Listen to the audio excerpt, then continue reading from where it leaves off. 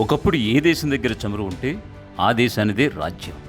Gulf దేశాలు ప్రపంచాన్ని శాసించాయి. కానీ ఇప్పుడు ట్రెండ్ మారింది. ఫ్యూచర్ అంతా మారిపోయింది. ఇప్పుడు ప్రపంచానికి కావాల్సింది పెట్రోల్ కాదు, బంగారం కాదు, వజ్రాలు అంతకంటే కాదు. ఇప్పుడు భూమండలాన్ని శాసించే కొత్త బ్రహ్మాస్త్రం పేరు క్రిటికల్ మినరల్స్. అదేనండి, అరుదైన ఖనిజాలు. ఎలక్ట్రిక్ కార్లు నడవాలన్నా, ఆకాశంలో ఫైటర్ జెట్స్ ఎగరాలన్నా, మీ చేతిలో ఉన్న స్మార్ట్ ఫోన్ పనిచేయాలన్నా, చివరికి ఇప్పుడు ప్రపంచాన్ని ఊపిస్తున్న ఆర్టిఫిషియల్ ఇంటెలిజెన్స్ బతకాలన్నా కూడా ఈ అరుదైన ఖనిజాలు లేకపోతే అంతా జీరో. మరి ఇలాంటి లక్షల కోట్ల విలువ చేసే నిధి ఎక్కడుందో తెలుసా?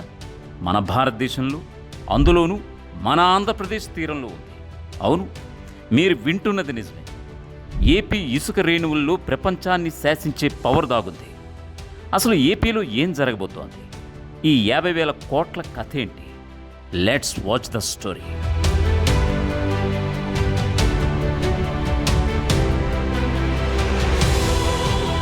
ప్రస్తుతం ఈ రేర్ ఎర్త్ ఎలిమెంట్స్ మార్కెట్లో డ్రాగన్ కంట్రీ చైనాదే గుత్తాధిపత్యం.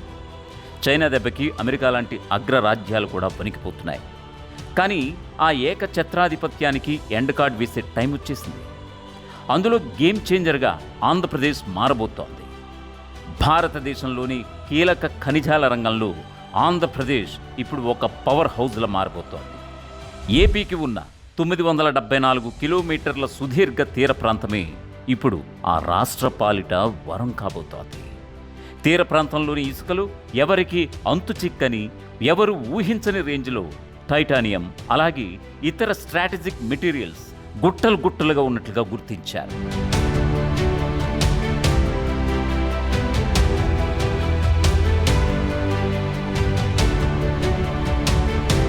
ఈ నిధిని బయటికి తీసి ఏపీని గ్లోబల్ మ్యాప్లో నిలబెట్టేందుకు ఏపీ ప్రభుత్వం ఓ యుద్ధానికే సిద్ధమైంది. దాని పేరే Andhra Pradesh titanium and strategic materials mission. ఈ మిషన్ ద్వారా ఏపీ ఇసుకలో ఉన్న ప్రతి అణువును వెలికితీసి ప్రపంచానికి ఎగుమతి చేయబోతున్నారు. అంటే రాబోయే రోజుల్లో డిఫెన్స్ సిస్టమ్స్ కానీ, స్పేస్ రాకెట్స్ కానీ తయారవ్వాలంటే దానికి ఆంధ్ర రా మెటీరియల్ వెళ్లాల్సిందే.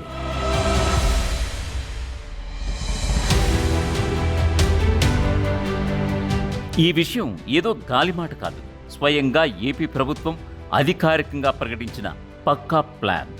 రాష్ట్ర వ్యాప్తంగా 16 మినరల్ రిచ్ బ్లాక్లను అధికారులు ఇప్పటికే గుర్తించారు. కేవలం తవ్వకాలు చేయడమే కాదు, మైనింగ్, మినరల్ ప్రాసెసింగ్, అలాగే అడ్వాన్స్డ్ మ్యానుఫ్యాక్చరింగ్కు సపోర్టుగా ఒక భారీ ఇండస్ట్రియల్ క్లస్టర్స్ను నిర్మించడానికి బ్లూ ప్రింట్ రెడీ అయిపోయింది. దీన్ని బట్టి మీకు ఏమర్థమవుతోంది? రా మెటీరియల్ మనది, దాన్ని ప్రాసెస్ చేసే ఫ్యాక్టరీ మనది, ఫైనల్ ప్రోడక్ట్ కూడా మనదే.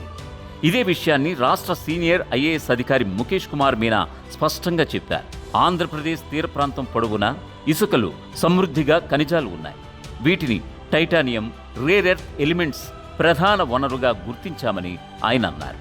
విన్నారుగా, ఇది ఆరంభం మాత్రమే. ఇది ఒక ఎకోసిస్టమ్ లాగా డెవలప్ కాబోతోంది. గ్లోబల్ ఇన్వెస్టర్లు ఇప్పుడు ఏపీకి క్యూ కడుతున్నారు.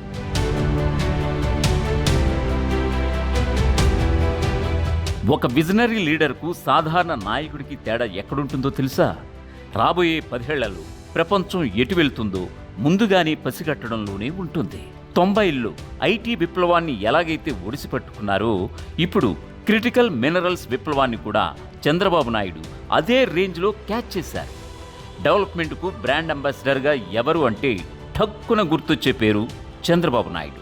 ఇప్పుడు తన మార్క్ పాలిటిక్స్ అండ్ పాలసీలతో ఏపీని నెక్స్ట్ లెవెల్కి తీసుకువెళ్తున్నారు.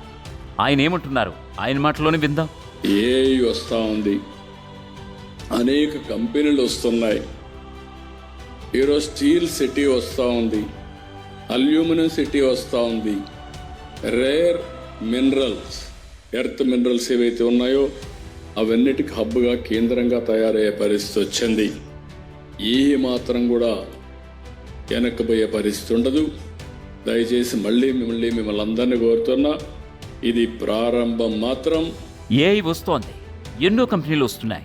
స్టీల్ సిటీ వస్తోంది, అల్యూమినియం సిటీ వస్తోంది. అరుదైన ఖనిజాలు, భూమిలోని ఖనిజాలు అన్నీ కూడా ఒక కేంద్రంగా మారబోతున్నాయి. ఈ విశ్వాసంతో ఇది కేవలం ఆరంభం మాత్రమేనని మీ అందరికీ మరోసారి గుర్తు చేయాలనుకుంటున్నాను. ఇది కేవలం ఆరంభం మాత్రమే. విన్నారు కదా, ఇది ఊరకే చెప్పిన డైలాగ్ కాదు. దీని వెనుక ఒక మాస్టర్ ప్లాన్ దాగుంది. కేంద్ర ప్రభుత్వ మద్దతు, ఇన్వెస్టర్ల ఆసక్తి, అలాగే ఖచ్చితమైన పాలసీలు గనక తోడైతే ఆంధ్ర ఇక ఎవరికి అందనంత ఎత్తులో కూర్చుంటుంది అనడంలో ఎలాంటి సందేహమూ లేదు. AI city, steel city, aluminium city ఇలా అన్నీ ఒక్కచోట కొలువుదీరితే ఏపీ ఒక పారిశ్రామిక సునామీ సృష్టించడం ఖాయం. సరే, ఇదంతా బాగానే ఉంది. కానీ సామాన్యుడికి, రాష్ట్ర యువతకు దీనివల్ల లాభం ఏమిటి? ఇక్కడే ఉంది అసలు కిక్. ఈ అరుదైన ఖనిజాల వెలికితీత, ఫ్యాక్టరీల నిర్మాణం వల్ల రాబోయే కొద్ది సంవత్సరాల్లోనే ఆంధ్రప్రదేశ్కు ఏకంగా 50,000 కోట్లకు పైగా పెట్టుబడులు రాబోతున్నాయని అధికారులు ఓ అంచనాకొచ్చారు. 50,000 కోట్లు ఊహించుకోవడానికి మైండ్ బ్లాంక్ అవుతుంది కదా. పెట్టుబడులు వస్తే ఆటోమేటిక్గా ఫ్యాక్టరీలు వస్తాయి. ఫ్యాక్టరీలు వస్తే ఏమొస్తాయి? లక్షల ఉద్యోగాలు వస్తాయి. మైనింగ్ ఇంజనీర్లు, ల్యాబ్ టెక్నీషియన్లు, లాజిస్టిక్స్, ఐటీ ప్రొఫెషనల్స్ ఇలా ప్రతి రంగంలో ప్రత్యక్షంగా పరోక్షంగా వేలాది మంది యువతకు ఉపాధి దొరుకుతుంది.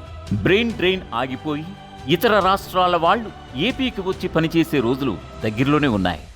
ఈ పాలసీ సపోర్ట్ అలాగే కేంద్ర ప్రభుత్వ ఆమోదాలతో ఇండియాస్ క్రిటికల్ మినరల్ రెవల్యూషన్కు కేర్ ఆఫ్ అడ్రస్గా ఆంధ్రప్రదేశ్ మారబోతోంది.